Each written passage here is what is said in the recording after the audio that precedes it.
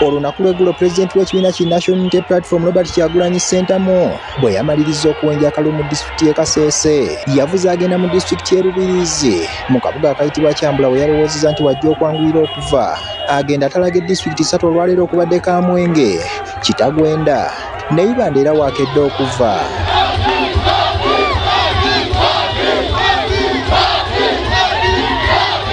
Oluguudo olumutwala Kitagwenda gy'abadde alina okutandikira lubadde lwa ttaka kyokka ebitundu ebimu lwawomoggokamu omwala era wano embeera ebadde yakusooka kwerindako.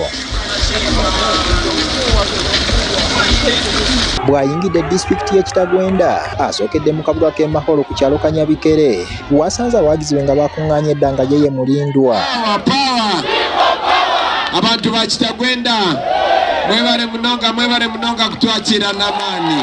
Kibadde kitegeeza nti afulumya ettundutundu lya Lwenzori n'akomawo Mwankole era ayogeddeko nabo okubasaba akalulu ng'akozesa lulimi Lunyankole n'abasuubiza Uganda empya gye bagenda okweyagaliramu. So ne mbasaba basebo na banyabo munterera akalulu muyindule pulezidenti wanyu ebi byonna ne biza kuhinduka. Netuza mu Uganda ensya itwe netugirangu netuza mu Uganda enki netuza mu Uganda ensya mu Uganda ensya emirimo y'eminyeeto nizija kubaho. Mu Uganda ensya teraza kubaho koma abantu atari omusango. Nemumanya abantu nka Dr. Besigye ali omu kyome egishawa atari omusango gwona. Netwenda ngu tuhindure Uganda. Omu Uganda ensi ogumwana aine kujwara gye aine kushoma gye kwakurwara aine kugija no mwirwarira akashangayo emibazi n'abaziire biina akasente omu nshaho tikwe. Emyaka ana ebire mingi tuine kurwana ko kuturukubaasa amaani gali omu karuru amaani gali omu ngalo zanyu. Bukulungo Town Council n'entala bwebuga obulala bwazzeemu okuyimiriramu oluvannyuma lw'okusanga nga abawo bali bulindaala baagala kuwulira bubaka bwalina eri Uganda empya n'enkyukakyuka. Emyaka 40 yateteke emyaka 40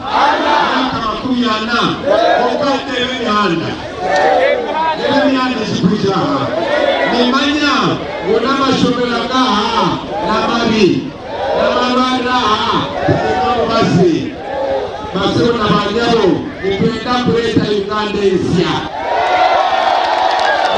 Oluvannyuma yolekedde disitulikiti ya Ibanda era waatukidde mu kibuga kyayo ng'abawagizi be baamulindiridde era badduse n'emmotoka yolo nga bagenda wagenda okukuba olukuŋŋaana.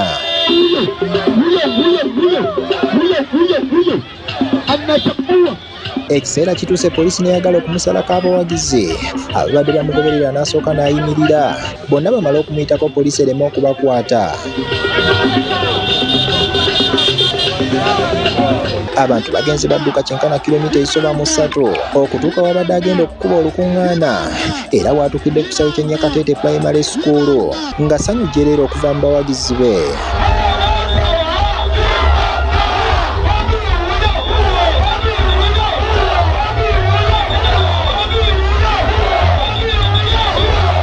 Emisaala gy'abasomesa twagala ebintu bingi naye emisaala gy'abasomesa enguudo amalwaliro tujja kubanga tuwonye nga tutandikiddeawo naye ebirala naba niŋŋenda ekyali akolewo kale abe yaba pulezidenti atuyambe asale emisoro eturukaali akahunga tikakigurwa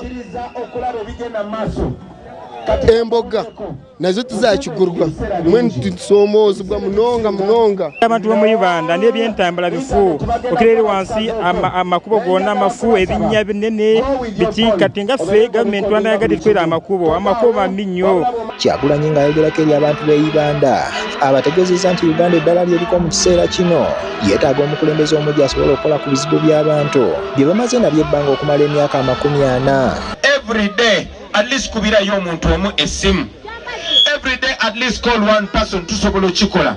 Bw'okubirayo omuntu omu essimu omugambe twagala kugenda mu Uganda empya naye akalulu ko kali important ba explaining ire bamanye lwaki balina okulonda NUP bamanye lwaki balina okulonda Bobi Wine bamanye nti banalonda Bobi Wine engudo tuzikola malwaliro wali eddagala omusala gw'abasomesa tugongeze omusala gw'abasawo tugongeze tutereza amalwaliro tutereza Uganda polisi tukisasule bulungi naye tuddemu tubere ne human rights. Bwavudde abagenzi mu disitulikiti y'e Kamwenge nga naye abayo bali bulindala okumulabako.